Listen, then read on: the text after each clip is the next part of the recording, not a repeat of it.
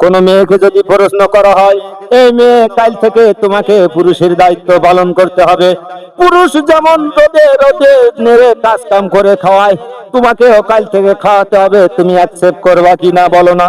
মেয়ে এক কথায় প্রশ্নের উত্তর দিবে, জীবন থাকতে পুরুষের নাম হব না, জীবন থাকতে পুরুষের মতন হব না। কারণ পুরুষের মতন পাগল পৃথিবীতে আর নেই। কারণ এরা পাগলের মতন রোদে কাজ করবে, পাগলের মতন ইট ভাটায় কাজ করবে, পাগলের মতন ধান খেতে কাজ করবে।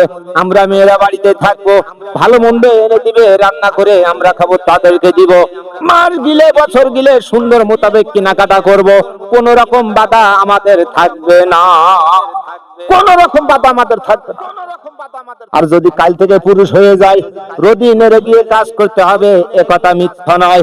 একজন পুরুষ অন্ধের মতন তার ফ্যামিলিকে ভালোবাসে, অন্ধের মতন তার পরিবারকে ভালোবেসে পাগলের মতন বেড়ায়। পুরুষের ব্যক্তিগত ভাবে কিছু নাই, সারা জীবন শুধু ফ্যামিলি ফ্যামিলি করে গেল রে ভাই, সারা জীবন শুধু ফ্যামিলি ফ্যামিলি করে গেল রে। তবে মেয়েরা ঘরে থাকে, মোরা মনে করে যে জীবনে অনেক কিছু করতেছি গো ভাই। একজন মেয়ে বাড়িতে থাকে, যখন তার কাজের যখন চাপ হয়ে যায়, মনে করে পৃথিবীর সব অশান্তি আমার ভিতরে এসেছে ভাই। একজন মহিলা যদি গর্ভে সন্তান ধারণ করে, সে 9 মাস 10 মাস পেটের ভিতরে রাখে, কথা মিথ্যা নয়। কিন্তু একজন বাবা সারা জীবনের মতন সন্তানের জন্য ভাবে, এ কথাও ভুলে যাবার না, এই কথাও ভুলে যাবার না। একজন পুরুষ মানুষ যখন বিবাহ না করে, যখন মায়ের বাড়িতে থাকে, বাবার ইনকাম করা খায়, তখন সে স্বাধীনতা পায়, মনে করে পৃথিবীটা আমার শরীরে ভাই।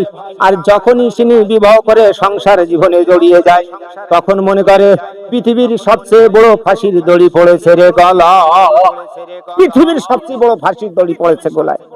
নিজের মতো নিজে চলতে পারে না। আগে বাবার ইনকাম খাইতো, গায়ে এত বাজতো না। বর্তমান সংসারের ঝামেলা ঝঞ্ঝাট নিজের ঘাড়েতে যখন নিয়েছে, তখন বুঝতে পেরেছে সংসার কি জিনিস ভাই, তখনই বুঝতেছে সংসার কি জিনিস ভাই। অমনি মনে মনে গুনগুন করে গান গায়, সংসার আমার ভাল লাগে না, সংসার ভালো লাগে না, সংসার হইল বিষের কলস, আমি হব দেওয়ানা, আমি হব দেওয়ানা। তখন এই গান ছাড়া আর কোনো গান থাকে না।